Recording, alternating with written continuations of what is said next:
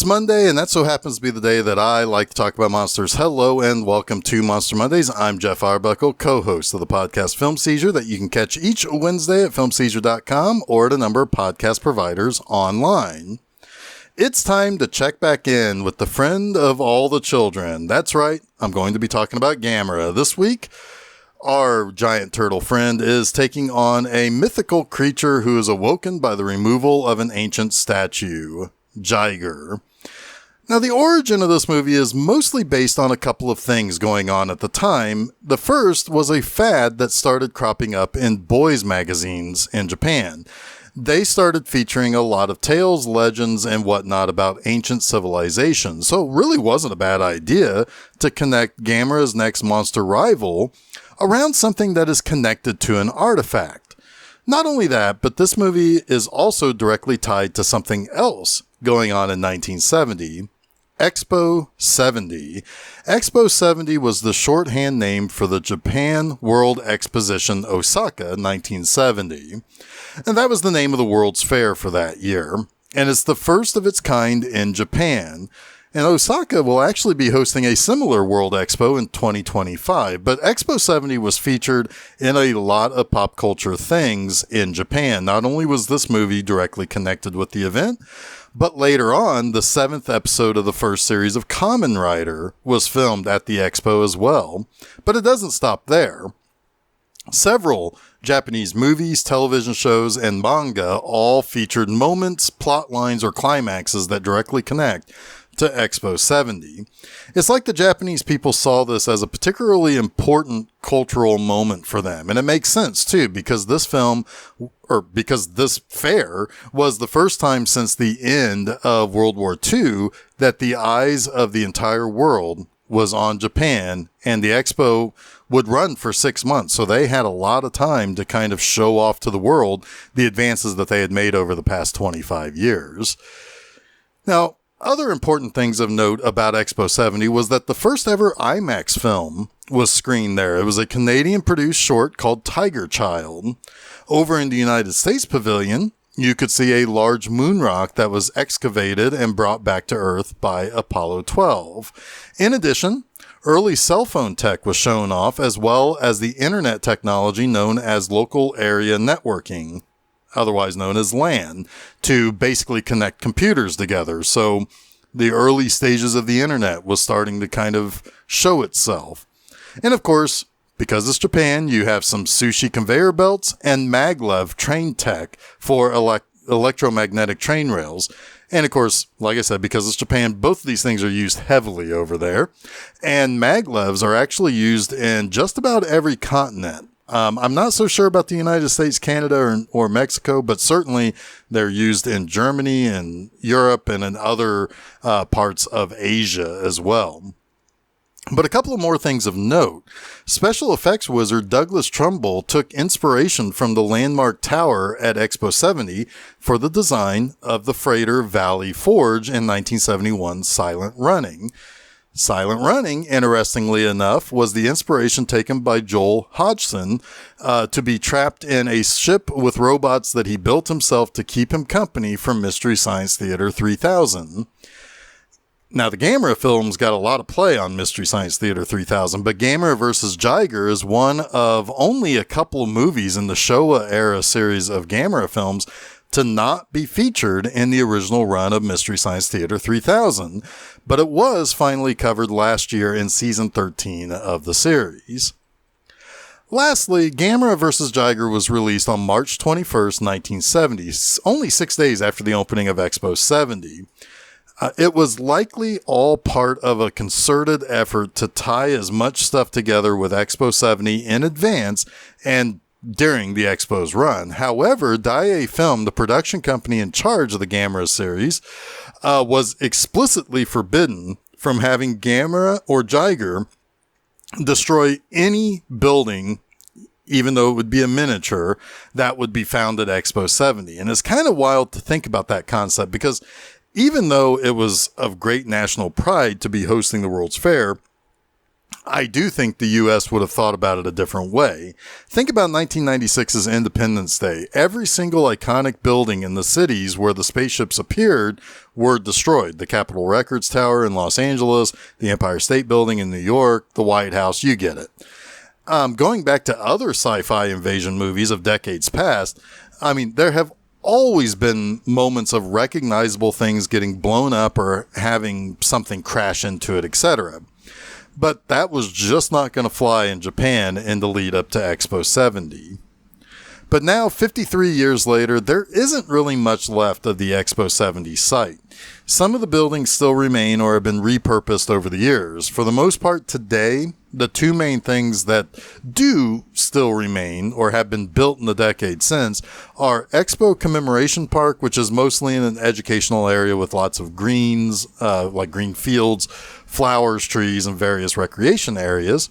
And part of the area was built into Expo City, which is a commerce mall that also features a huge Ferris wheel. But for this movie, it opens with what else? A leading kid character. This kid named Hiroshi is waiting on his sister Miko's boyfriend Kaisuke so that they can go together to the Expo 70 site. Now, Kaisuke works at Expo, and he talks about what the Expo will be and what it's about. And it's kind of like a travel log of sorts. Kaisuke brings up a mysterious statue that was discovered on Wester Island, which is a small island in the Pacific Ocean. While the Expo is about technology, modern culture, and the future, he is something of an archaeologist, so he wants to include artifacts from the past as well. However, there is kind of a problem. A local from Wester Island is rather upset about the possibility of removal of that mysterious statue that is called, of all things, the Devil's Whistle. Kaisuke tries to explain to the islander, but the Wester Islander just goes on and on about Jiger, something that they don't recognize the word for. But unfortunately for the natives, work on Wester Island is beyond the point of stoppage, so they plan to just take it anyway. That's pretty keen of them. But as the crew begins to excavate the Devil's Whistle, Gamera suddenly shows up. Gamera, being a pretty progressive guy, is on the side of the locals. He tries to stop the excavation, but is ultimately unsuccessful. In fact, he's actually pretty upset about the removal of the statue, and it comes off like he's trying to attack the archaeologist team. But it's probably, his mood is probably not helped by that much by the crew shooting at him as he tries to get their attention to stop the removal of the statue. But quickly, the removal of that statue proves to be a bad idea. Instantaneously, a volcano erupts, and the statue is constantly letting out this kind of high-pitched whine that ends up driving some of the crew crazy. It also makes several people from the crew sick as well. And, of course, it obviously awakens the giant killer monster Jiger, which happens to be a female monster, and she's a four-legged creature that is able to fire quills from her face. Now, the crew, led by an American and his family, believe that Gamera tried to attack them and kill him. The head archaeologist kid, Tommy, tells Hiroshi that he thinks his faith in Gamera is nothing but bunk. But Hiroshi says that Gamera was only trying to communicate, and it's not like he can talk, so he must have had a reason for being kind of aggressive. Now, Hiroshi is a smart kid, as are all children in these Gamera movies, and guesses it had to be about the removal of that statue that Gamera just didn't like. But once Jiger awakens, she and Gamera tussle pretty much immediately, and she does prove to be pretty tough. She has some flying capabilities.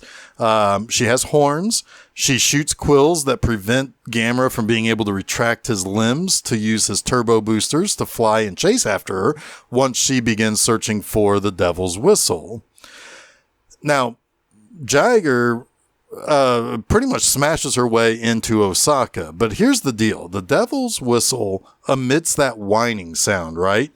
Well, as much as that bugs people and drives some of them crazy, it's actually painful to Jiger, so she needs to destroy it or toss it into the ocean or bury it back into the ground to finally be free of the pain. Gamera is finally able to get the quills out of his limbs and follows Jiger to Osaka, where he faces off for round 2 against her. Now, Gamera does much better this time. He knows how to neutralize her quills, and is able to get some good hits in, including grabbing her by the tail and smashing her into the ground. However, things go south when Jiger grabs Gamera and basically uses her tail stinger to jab Gamera in the lungs. Gamera stumbles toward the water and collapses. There, he falls into a coma. This is where something that happens in all these Gamera movies take place. The quote-unquote Gamera is defeated and may not be able to stop the monster foe segment. However, this time it comes with a pretty spectacular twist. That thing that Jiger stuck him with wasn't a stinger with poison or anything like that. When scientists examine the comatose Jiger, they discover that... the comatose Gamera, they discover that Jiger implanted an egg directly into Gamera's lungs. Now check this out. Gamera's head fell into the water with his mouth open, and on top of that, Hiroshi's father built a small submarine for Expo 70. Considering that operating on Gamera seems pretty impossible, and the adults weighing all the possibilities of what to do about Jiger, decide that helping Gamera was only the suggestion of a couple of dumb kids. So Hiroshi and Tommy come up with a plan to hijack one of Hiroshi father's submarines and go inside Gamera to find the baby Jiger and deal with it. And this actually works. They take the sub into Gamera's mouth and they find the baby Jiger. This is a miniature version of basically the same larger Mama Jiger. The one main difference is instead of using quills, it actually shoots out this slippery kind of goo type of stuff. It's kind of sticky, but it's also like a slick. But they do realize that the baby has the same weakness to noise as its mother does. So they use some white noise from their walkie-talkies to kill baby Jiger. However, Gamera is not able to recover on his own. So Hiroshi and Tommy make one more trip inside Gamera where they stick power lines directly to Gamera's heart to basically jolt him back to life. All the humans work together on this while giant speakers have been set up in Osaka to halt Jiger by way of using low frequency noise to basically immobilize her as much as possible. But once revived, Gamera flies to Jiger for their final showdown. Jiger tries to use her arsenal, but Gamera, he's pretty smart and has ways to avoid those attacks. Now, Gamera is able to beat Jiger up enough to basically peel off and retrieve the Devil's Whistle from where Jiger tossed it into the ocean earlier. Things get pretty rough for Jiger as Gamera basically takes that statue and shoves it right into her skull and kills her. Gamera then flies off holding Jiger for all to see his trophy kill. And that's the end of the movie. But let's talk about those 3 things I liked about Gamera versus Jiger. First, I like that this is basically tied to that Expo 70 celebration in 1970. Sure, I talked about this a lot earlier, but there is something kind of nice, albeit quaint, that a movie that is very Japanese in its nationality got behind this very Japanese celebration. Yes, there is a little bit of nationalism, but I think it was mostly harmless and probably mostly inoffensive. It was probably neat for kids during that time to be able to go visit the World's Fair, and that was very clearly the target audience for this movie. So I do like this was all connected, even if the production was hampered to not directly threaten the thing by having either monster destroy a building. Still, it's a neat thing to see something so closely connected between a giant monster movie and a real life thing that Japan was very proud of. Second, of all the Gamera sequels, I have to admit this one's probably my favorite. It's got a wider range of ideas it's playing with, from ancient cultures having a way to keep Jiger from waking up to the parasitic concept of Jiger impregnating Gamera. While this movie, like all of the films in the series, is obviously angling for a younger audience and typically features kids as the leads, Hiroshi and Tommy are not annoying characters. They are active in the plot and neither stumble into the action nor do they do obnoxious things to create the action of the movie, compared to, say, Gamera versus Garen. It almost feels like the audience isn't the 7 to 9 year old kids that they're shooting for, but more along the lines of maybe preteen kids that would take an interest in the expo and be able to understand some of the higher minded concepts that came along with the Jiger character's backstory, her arsenal, her parasitic nature, and all of that. In fact, they even show a clip of a parasite that infected an elephant's trunk and how they cut it open and all these worms fell out of it. This was biology class, essentially. So it seemed to be angling for a little bit older of an audience.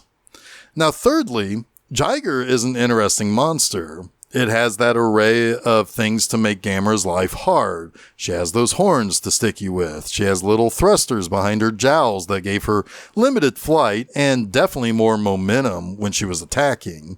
She shoots those quills out of those horns to give Gamera a lot of trouble too. Jiger can also emit a heat ray from her forehead that can blow up a bunch of tanks and turn people into skeletons. It doesn't work on Gamera because they figure that Gamera's shell or his thicker skin or whatever wasn't affected by it, but it's still there. But maybe the most surprising thing is that hidden feature in her tail where she can extend a little stinger. Now, it doesn't just stab a target and it's not an injector for, venom or anything, but it impregnates whatever she jabs with it. In this case, it's kind of like Alien.